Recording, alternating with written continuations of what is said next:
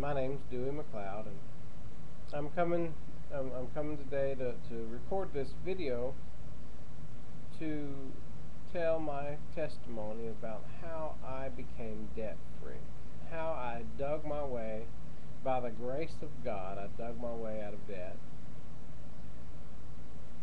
So let me back up and tell a little of my story. Like most young people, I get out of school and I get a job, and you have to have a car, so you buy a vehicle and you get that car payment, and then things happen and you get credit cards and you start paying for things on credit cards, and then you get medical bills and all that, and those things slowly start adding up. And I had come to the place in my life where I was struggling so hard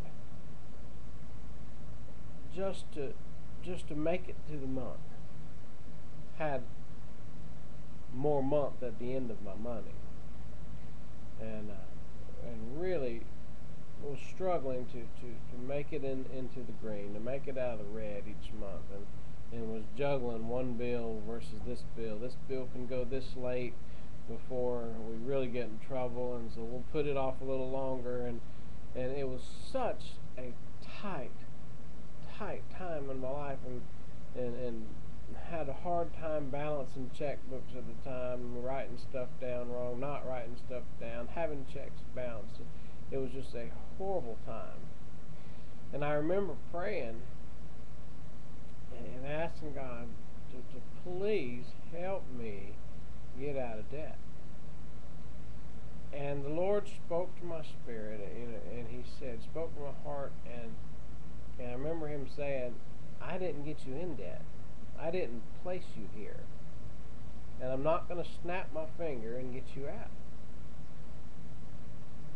He said, but if you trust me, I'll help you get out of debt.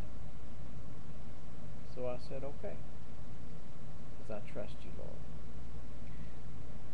A couple months went by, and I get a knock at the door, and open the door, and there's someone there to repossess my car. And that had to be the most humiliating day of my life. The day as an adult I couldn't pay my bills, and they come and get my car, and that was so frustrating. But I could remember in the back of my head, I could remember the Lord speaking to me when He said, trust me. So as embarrassing as it was, I had peace about it. I said okay, and I thought about it for a day or two after they took the car, and I was able to take my truck, and a friend of mine gave me a little money, and went down to a car lot and traded in for a van so that me and my family could still get around, and I had I'd done the things that I needed to do to continue functioning. But I remember, after having a few days to ponder about it, I remember thinking, you know what? I don't have a car payment this month because he just took my car. And that means I can take that amount of money, which is $200 and something, and I can put that money on other bills because I want to be out of debt. I don't ever want to be in this situation again. So that's what I did.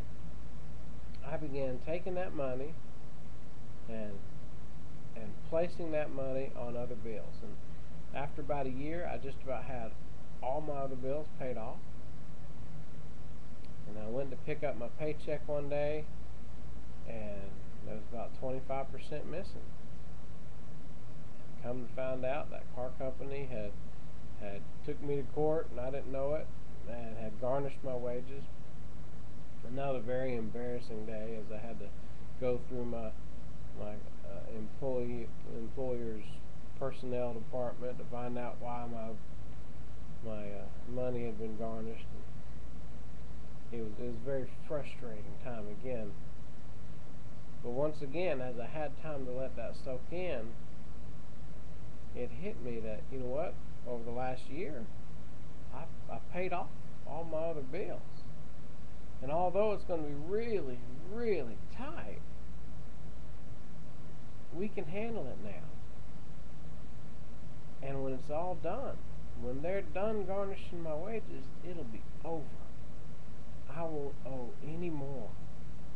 I had basically at that time, two more major bills. It was the car payment, and I had a medical bill, and it turned out the medical company also garnished my wages. So right after the car payment did, I had about a 2-week, 2-paycheck reprieve, and then the medical company had garnished my wages for another period of time.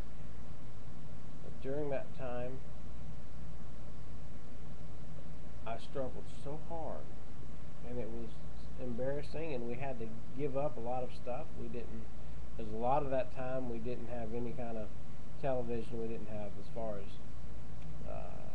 cable or satellite or anything like that. I think we rented a lot of movies, when we could afford them.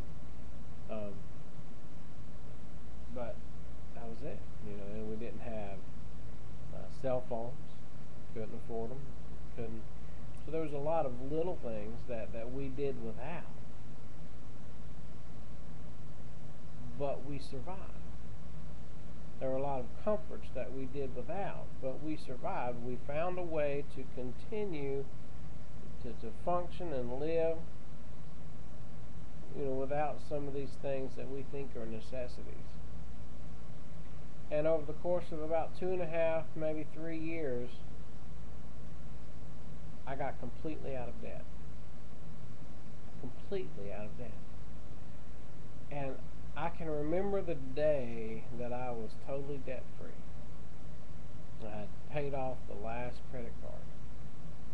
And early on, I cut up all the credit cards. I didn't have a lot, but I cut them all up except for one. And the one credit card I kept has a $500 max. So the most I can ever be in debt is $500. And I've kept it for an emergency. If something tears up and I need to, take the car to the shop or something. If I need to, go to a hotel room, I use the credit card for stuff. But I pay it off as quickly as I can after that. So, but I remember that time, that moment in time when my bills were paid off and I was debt-free.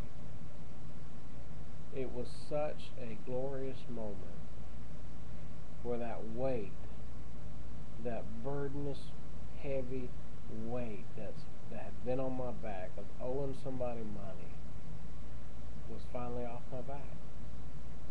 I didn't owe anyone anything else. No more debt collectors calling me at odd hours. Nobody left to knock on my door wanting money. I was debt-free. I didn't owe anyone anything.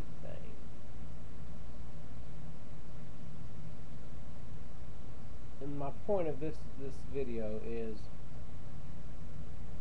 if I can do it, so can you. I found out later that what I did, some financial experts will call it snowballing your way out of debt. And I will actually, I believe, put a video out in a little later with that title, Snowballing Your Way Out of Debt, to show you how anyone can become debt-free. It's a mindset. You first of all have to make up your mind that you're not going to live in debt anymore. You're not going to accumulate any more debt. That's the first step, because as long as you're accumulating debts, you'll never dig your way out. So the first thing is stop making it. Stop making debt. Then the second step is begin the process of digging your way out of debt. So I hope this has been an inspiration to some people who have been struggling, just to let you know that you too can be debt